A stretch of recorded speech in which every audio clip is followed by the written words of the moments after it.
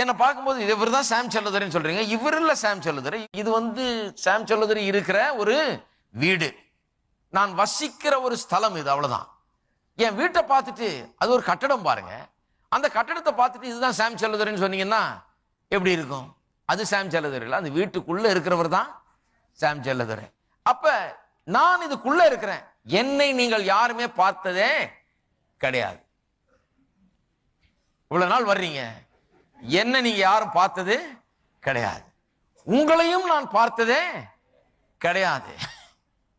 அதான் பவுல் சொல்றார், மாம்சத்தின்படி ஒரு மனுஷனையும் நான் அறியேன். உங்களை நான் பார்த்தது கிடையாது, என்ன நீங்க பார்த்தது கிடையாது.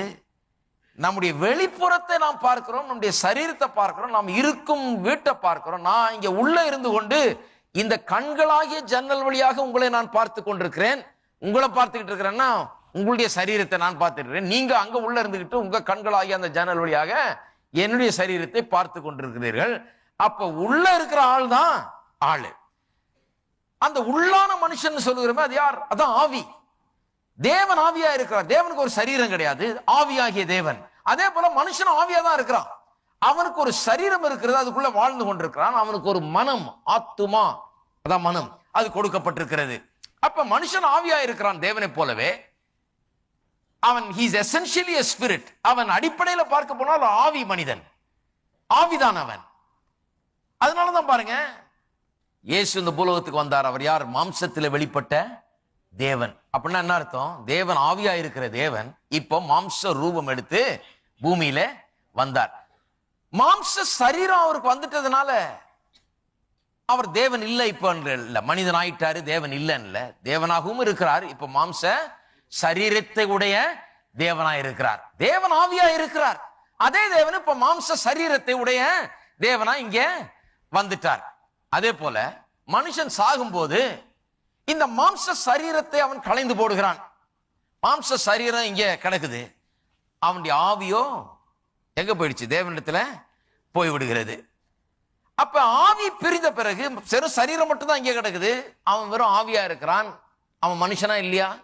இன்னும் மனுஷனா தான் இருக்கிறான். அவன் இப்ப மனுஷன் இல்லையா? இப்ப அவனுக்கு சரீரம் இல்லையா? நல்ல மனுஷன் இல்ல இல்ல இல்ல, அவன் மனுஷன் தான். அவன் எங்க போயிருக்கான்? தேவனுடைய சமூகத்துக்கு போயிருக்கிறான். அதனால பவுல் சொல்லுகிறார், இந்த தேகத்தை விட்டு பிரியும் போது எங்க போறேன்? நானு தேவனிடத்துல போகிறேன். அவர் சொல்றாரு, இங்க இருக்கிறதா இல்ல அங்க போறதான்னு எனக்கு தெரியல.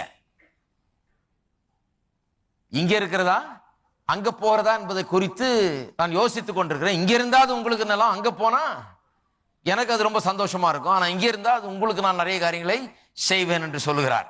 அப்ப இந்த தேகத்தை விட்டு போனவன் அவன் மனுஷன். அவன் எங்க போயிட்டான்? அங்க தேவனிடத்துல போயிடும். அப்போ ஒரு மனுஷன் சாகும் போது அவனுடைய சரீரம் எங்க கிடைக்குது? அவன் அங்கே போயிட்டான். அப்ப அவன், அந்த மனுஷன் யார்? ஆவியா இருக்கிற அவன் தான் அந்த மனுஷன். அவன் தான் அங்க போறான். நம்ம என்ன பண்றோம்? வெறும் சரீரத்தை தான் கொண்டு போய் அடக்கம் பண்றோம். அவன் அடக்கம் பண்ணல. இதெல்லாம் சொன்னாலே ஜனங்க அழுகிறது நிறுத்திடுவாங்க. நான் சொல்றது இதெல்லாம் அவன் அடக்கம் பண்ணல. ஜனங்க என்ன, ஐயோ அடக்கம் பண்றாங்க அவரை. அவர் அடக்கம் பண்ணலங்க, அப்படி வெறும் சரீரத்தை அடக்கம் பண்றான். அவர் எங்க இருக்கிறாரு? இப்ப தேவனுடைய சமூகத்திலே. அவர் அங்க போயிட்டாரு. ஆளை அடக்கம் பண்ணல. ஆள் அடக்கம் பண்ணா அப்ப ஆள வேண்டியதான். ஆள் அடக்கம் பண்ணல, வெறும் சரீரத்தை அடக்கம் பண்றோம். கொஞ்சம் டெம்பரரியா அதுக்கு ஒரு இடம் தேவை. அதுக்கு அந்த சரீரத்தை கொண்டு இங்க வைக்கிறோம். ஆனா கர்த்தர் ஆவியாகிய மனுஷனுக்கு ஒரு சரீரத்தை கொடுத்து அவனுக்கு ஒரு ஆத்மாவை கொடுத்திருந்தார் சரீரத்தில் வாழும்படியாக. அந்த கர்த்தர் ஒரு நாள்ல திரும்ப வந்து அந்த சரீரத்தை கூட எழுப்புவார். எழுப்பி அவனுக்கு திரும்ப அதை கொடுப்பார். ஏனென்றால் இந்த சரீரம் கூட அவருடைய ரத்தத்தினால் கிரயம் கொடுத்து வாங்கப்பட்டிருக்கிறது. அதனால்தான் அவர் சொல்றாரு, அந்த சரீரத்தை கூட உள்ள விட மாட்டார். அதனால அவர் என்ன சொல்றாரு? இந்த சரீரத்தை கூட நான் கல்லறையிலேயே இருக்க விட மாட்டேன். இது ஒரு பெர்மனன்ட் ஹோம் இல்ல, இது நிரந்தரமான தங்குமிடம் அல்ல. இந்த சரீரத்துக்கு கூட, இந்த சரீரம் வரும் மண்ணோட மண்ணா போய் சாம்பலுக்கு சாம்பலும் புழுதிக்கு புழுதியும் அப்படியே மண்ணுக்கு மண்ணுமா அப்படியே ஒப்பு கொடுத்துறது இல்லை. நம்ம இந்த சரீரத்தை இந்த மண்ணுல வைக்கிறோம், முற்றிலுமா அதுலயே தங்கிட போறது இல்லை. அதிலிருந்து திரும்ப அது எழுப்பப்படும் மகிமையான சரீரமாக அது திரும்ப மனுஷனுக்கு கொடுக்கப்படும். இப்போ புரிந்திருப்பீங்கன்னு நினைக்கிறேன். அப்ப மனுஷன் ஆவியா இருக்கிறான். இப்ப நான் ஒரு ஆவி, நீங்க ஒரு ஆவி. ஒரு சரீரம் என்கிற போர்வைக்குள்ள நாம் வாழ்ந்து கொண்டிருக்கிறோம். சரீரம் என்கிற ஒரு வீட்டுக்குள்ள நாம வாழ்ந்து கொண்டிருக்கிறோம். நம்ம ஆவி மனுஷனா இருக்கிறபடினாலே தேவனை போலவே இருக்கிறோம். இந்த ஆவியின் மூலமாக தான் நாம் தேவனோடு கூட தொடர்பு கொண்டு இருக்கிறோம். தேவனுடைய சாயலிலும் ரூபத்திலும் உண்டாக்கப்பட்டிருக்கிறோம் என்று சொன்னால் அவர் எப்படி ஆவியா இருக்கிறாரோ அதே போல நாமும் ஆவியா இருக்கிறோம். அப்ப நான் தேவனோடு தொடர்பு கொள்ள வேண்டும் என்று சொன்னால் நான் ஆவி மனுஷனா இருக்கிறபடினால ஆவியா இருக்கிற தேவனோடு கூட எனக்கு தொடர்பு ஏற்படுத்தி கொள்ள முடியும். எனக்கு ஒரு கெப்பாசிட்டி இருக்குது கர்த்தரை தொடர்பு கொள்கிறதுக்கு. ஒரு ஆடு மாடு கர்த்தரோட தொடர்பு கொள்றது இல்லை. நான் கர்த்தரோடு தொடர்பு கொண்டு ஐக்கியம் கொள்ள முடியும் என்றால் நானும் ஆவியா இருக்கிறேன், கர்த்தரும் ஆவியா இருக்கிறார். நான் சரீரத்தில் வாழ்ந்தாலும் நான் ஆவியாகத்தான் இருக்கிறேன். என்னுடைய ஆவி ஆவிக்குரிய காரியங்களை நான் அறிந்து கொள்ளும்படியாக கொடுக்கப்பட்டிருக்கிறது. கர்த்தரை அறிந்து கொள்கிறது என் ஆவியினால் அறிந்து கொள்கிறேன். கர்த்தரை தொடர்பு கொள்கிறது ஆவியினால தொடர்பு கொள்கிறேன். என்னுடைய மனம் என்னை அறிந்து கொள்ளும்படியாக கொடுக்கப்பட்டிருக்கிறது. என்னுடைய சரீரம் என்னுடைய உலகத்தை அறிந்து கொள்ளும்படியாக கொடுக்கப்பட்டிருக்கிறது. என் சரீரத்தை கொண்டு இப்ப எனக்கு சொல்ல முடியுது குளிருதா வேர்க்குதா அப்படிங்கிறதுக்கு யாரும் எனக்கு ஒரு தீர்க்க தரிசனம் சொல்ல வேண்டியதில்லை. இதோ கர்த்தர் சொல்லுகிறார் உனக்கு குளிர் அதிகமா இருக்கிறது இல்ல, கர்த்தர் சொல்ல வேண்டியதில்லை. எனக்கு இந்த சரீரம் சொல்லுது. இந்த சரீரத்தில் இருக்கிற நரம்புகள் இதுல இருக்கிற அவயவங்கள் எல்லாம் அதுக்காக ஏங்கி கொண்டிருக்குது. எதுக்காக ஏங்கி கொண்டிருக்கிறது? சூடான ஒரு பொருளை சவ்வை தொட்டனா டக்குன்னு சுடுதுன்னு எனக்கு சொல்லுது. என் மூளைக்கு அது சொல்லுகிறது. இந்த சரீரம் இந்த உலகத்தில் இருக்கிற காரியங்களை சரீரத்துக்கு அடுத்த காரியங்களுக்கு நான் பயன்படுத்தலாம்.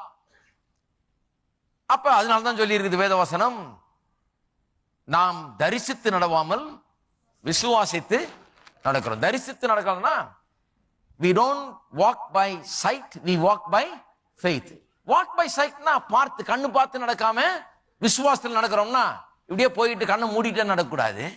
பைபிள்ல சொல்லி இருக்குதுங்க, நாங்க தரிசித்து நடவாமல் விசுவாசத்தில் நடக்கிறோம்னு. அது நம்ம நாட்டில் அதெல்லாம் செய்யவே கூடாது. கண்ணை நல்லா திறந்து பார்த்து நடக்கணும். இன்னும் 2 கண்ணு எக்ஸ்ட்ரா இருந்தா கூட பெட்டரா இருக்கும் போல இருக்கு. இந்த பக்கம்லாம் பார்க்கலாம். அந்த மாதிரி நாடு நம்ம ஊரு. ஆக ரொம்ப ஜாக்கிரதையா இருக்கணும். தரிசித்து நடவாமல்னு சொன்னா நீங்க ரோட்ல நடக்கும் போது தரிசித்து நடக்க கூடாதுன்னு இல்ல, அப்ப நடக்கும் போது தரிசித்து தான் நடக்கணும். இருக்கீங்களா? ரோட்ல போகும்போது கண்ணை திறந்து பார்த்தா நடக்கணும். தரிசித்து நடவாமல் விசுவாசித்து நடக்கிறோம்னு சொன்னா ஆவிக்குரிய ஜீவியத்தை குறித்து சொல்லுகிறது. ஆவிக்குரிய ஜீவியத்துல கண்ணால கண்டதை வைத்து நாம் வாழுகிறது இல்ல. எப்படி வாழுகிறோம்? தேவனுடைய வார்த்தை என்ன சொல்லுகிறதோ அதன் அடிப்படையில நாம் வாழுகிறோம். அதுதாங்க.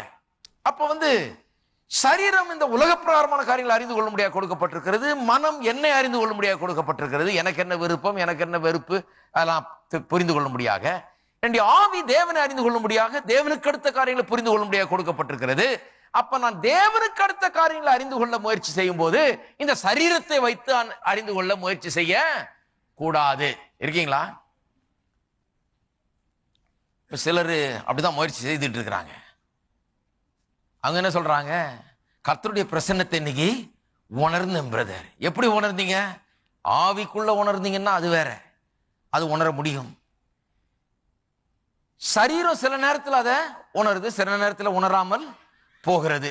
சரீரத்தில் நான் சில நேரத்தில் உணர்ந்திருக்கிறேன் தேவனுடைய பிரசன்னத்தை. நான் சரீரத்தில் உணராத போதும் தேவன் நம்மோடு கூட தான் இருக்கிறாரு. தேவனுடைய பிரசன்னம் அங்கதான் இருக்கிறது. சரீரத்தில் சில நேரத்தில் தேவனுடைய பிரசன்னம் அங்க இருக்குதுங்கிறது விளங்குகிறது. ஆனால் எந்நேரமும் அப்படி விளங்குகிறது கிடையாது. எப்பவும் எப்படி விளங்குகிறது? ஆவியில தான் விளங்குகிறது. இந்த ஆவியில புரியுது தேவனுடைய பிரசன்னம் இங்க இருக்கிறது என்று சொல்லி. சரீரத்தினால் நான் அதை அறிந்து கொள்ள முடியாது. நிறைய பேருக்கு பாருங்க, ஒரு ஆராதனையில கலந்து கொண்டா அந்த சரீரத்துல கர்த்தருடைய பிரசன்னம் அவங்களுக்கு தெரியணும். பாருங்க, நல்ல வேர்க்கணும். நல்ல வேர்த்து ஊத்துனா அதான் நான் சொல்றது பாருங்க, perspiration is equal to inspiration நினைச்சிட்டு இருக்கிறாங்க. பெர்ஸ்பிரேஷனா வேர்வை. வேர்வை எவ்வளவு அதிகமா இருக்குதோ அந்த அளவுக்கு அனாயிண்டிங் ரொம்ப அதிகமா இருக்குன்னு சிலர் அப்படி ஒரு எண்ணம் பாருங்க. தப்பு. அது கிடையாது. சரீரத்துக்கு அதுக்கு சம்பந்தமே கிடையாது. கர்த்தரை நான் ஆவியில தொடர்பு கொள்கிறேன். ஆவியில நான் கர்த்தரை தொடர்பு கொள்றதுனால என்னுடைய சரீரத்துல நான் எதுவும் உணராம இருந்தால் கூட என்னுடைய ஆவிக்குள்ளாக நான் தேவனோடு கூட தொடர்பு கொள்ளலாம், ஐக்கியம் கொள்ளலாம், தேவனோடு கூட நாம் உறவாடலாம், எல்லாம் பண்ணலாம். அது ஆவி ரீதியில அது நடக்கலாம். சரீரத்துல ஒன்றும் பெருசா நடக்காமலும் இருக்கலாம். நான் சமயத்தில் அப்படி உட்கார்ந்துட்டு இருக்கிறேன்னு வைங்க, கர்த்தரோட ஐக்கியத்துல நான் உறவுல அங்கே தழைத்து கொண்டிருக்கலாம், உட்கார்ந்துக்கிட்டு நான் நல்லா கர்த்தருடைய உறவை அனுபவித்து கொண்டிருக்கலாம், கர்த்தரோட ஐக்கியப்பட்டு கொண்டிருக்கலாம், கர்த்தருடைய பிரசன்னத்தில் நான் நேரத்தை செலவழிச்சிட்டு இருக்கலாம். கர்த்தருடைய பிரசன்னத்தில் இருக்கும்போது எல்லா நேரமும் கையை காலம் ஆட்டிட்டு இருக்கிறது இல்லை. நான் சில நேரத்தில் ஆமா செய்யறேன், சில நேரத்தில் சந்தோஷத்துல கையை தட்டுறேன், கையை உயர்த்துறேன், குதிக்கிறேன், நடனம் கூட ஆடுறேன் இல்லையா? ஆனா எல்லா நேரமும் அப்படி பண்றது கிடையாது. எல்லா நேரமும் கர்த்தருடைய பிரசன்னம் எனக்குள்ள இருக்கிறது. நான் கர்த்தரோட ஐக்கியம் கொள்ளும் போது அது வெறும் சரீரத்துக்கு அடுத்த காரியம் இல்லை, அடிப்படையாக அது ஆவிக்குரிய காரியம். சரீரத்துக்கும் அதுக்கும் ஒரு பெரிய சம்பந்தம் கிடையாது. அப்ப ஆவிக்குரிய காரியங்களே ஆவிக்குரிய இந்த மனுஷன் இந்த ஆவியினாலதான் புரிந்து கொள்ள முடியும். சரி, சில வசனங்களை எடுப்போம். 1 பேதுரு 3ஆம் அதிகாரம். ஏன் இருதயத்தில் விசுவாசிக்கிறோம் என்பதை குறித்து புரிந்து கொள்ள வேண்டும் தான் சொல்றேன். இருதயம் ஏன் மனதில் விசுவாசிக்க முடியாது, இருதயத்தில் விசுவாசிக்க வேண்டும் என்பதை நாம் கவனிக்க வேண்டும். 1 பேதுரு 3:4 வசனம். 1 பேதுரு 3:4. அழியாத அலங்கரிப்பாய் இருக்கிற சாந்தமும் அமைதியிலும் உள்ள ஆவியாகி இருதயத்தில் மறைந்திருக்கிற குணமே உங்களுக்கு அலங்காரமாய் இருக்க கடவுது, அதுவே தேவனுடைய பார்வையில் விலையேற பெற்றது. பெண்களை பற்றி இங்க சொல்லி இருக்குது, எப்படி மனைவிகள் தங்கள் நடக்கையினாலே புருஷனை ஆதாயப்படுத்திக் கொள்கிறார்கள் என்று சொல்லி. 3ஆம் வசனம் சொல்லுது, மயிரை பின்னி பொன்னாபரணங்களை அணிந்து உயர்ந்த வஸ்திரங்களை உடுத்திக் கொள்ளுதல் ஆகிய புறம்பான அலங்கரிப்பு உங்களுக்கு அலங்காரமா இராமல் அப்படின்னு சொன்னா இதுதான் அலங்காரம் நினைச்சு கூடாது. இதை காட்டிலும் ஒரு பெரிய அலங்காரம் இருக்கிறது. நிறைய பேர் இந்த அலங்காரத்துல ரொம்ப நேரம் செலவழிக்கிறோம். இது அலங்காரம் பண்ணிக்க வேண்டியதுதான். ஏன்னா பண்ணாம இருந்தா யார் அதை பார்க்கறது? கொஞ்சம் பண்ணுகிறது நல்லதுதான், அது ஓகே. ஆனால் அதை விட பெரிய ஒரு அலங்காரம் இருக்கிறது. இதுக்கு இவ்வளவு நேரம் செலவழிக்கிறவங்க இதை விட பெரிய ஒரு அலங்காரம் இருக்கிறது. அது என்ன? அழியாத அலங்காரம். இன்னும் 4ஆம் வசனம் சொல்லுது, அழியாத அலங்கரிப்பாய் இருக்கிற சாந்தமும் அமைதியிலும் உள்ள ஆவியாகி இருதயத்தில் மறைந்திருக்கிற குணமே. எல்லாரும் சொல்லுங்க, ஆவியாகி இருதயத்தில். ஏன் இதை வாசித்தேன்னா நிறைய பேர் கேட்குறீங்க, ஏன் இருதயத்தை போய் ஆவின்றீங்க, ஆவியை போய் இருதயன்றீங்க? நீதி உண்டாக இருதயத்தில் விசுவாசிக்கப்படும்னா நீதி உண்டாக ஆவியில விசுவாசிக்கப்படும் ஏன் சொல்றீங்க அப்படின்னு சொல்றாங்க. அதனால்தான் இதை வாசித்தேன். வேத வசனம் இருதயத்தை ஆவியின் பேசுது, ஆவியை இருதயம்னு பேசுகிறது. இருதயம் ஆவியும் ஒன்றாக பேசப்படுகிறது இங்க. அப்ப இருதயத்தில் விசுவாசிக்கப்படும் சொன்னா ஆவியில விசுவாசிக்கிறதா? இருதயத்துல, ஆவி மனுஷன்ல.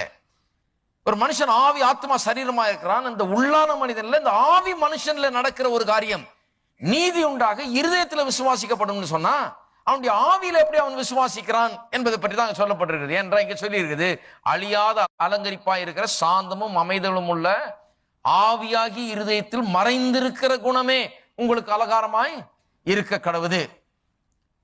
இது காணக்கூடாத ரீதியில மறைந்திருக்கிறது. உள்ள மறைந்திருக்கிற இந்த குணம் அப்படி என்ன பண்ணுகிறது?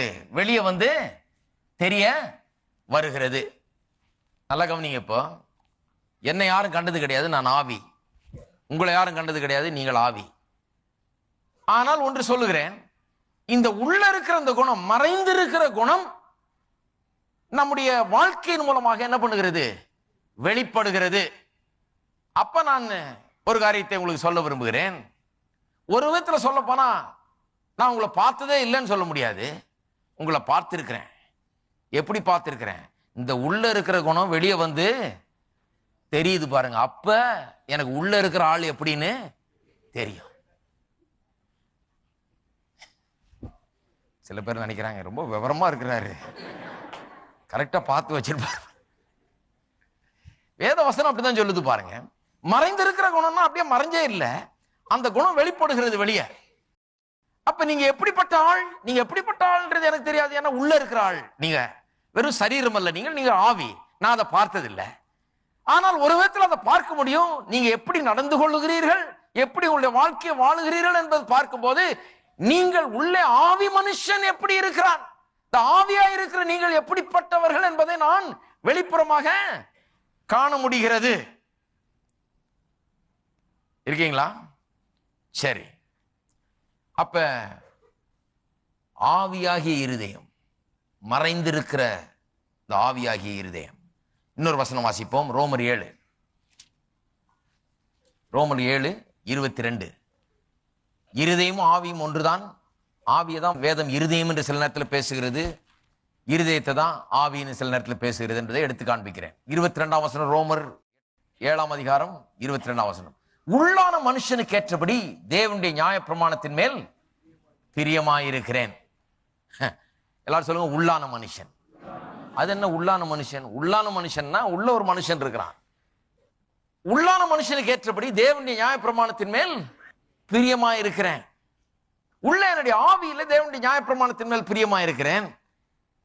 ஆனால் இந்த வெளிப்புறமான மனுஷன், என்னுடைய சரீரம், என்னுடைய மனம் எல்லாம் பாவத்தினால பாதிக்கப்பட்டிருக்கிறபடினாலே, அந்த பாவத்தின் பாதிப்பு இருக்கிறபடினாலே இந்த நியாயப்பிரமாணம் சொல்லுகிறத நான் உள்ள செய்ய வேண்டும் என்று விரும்பினாலும் அதை செய்யக்கூடாத ஒரு நிலையில இருக்கிறேன்.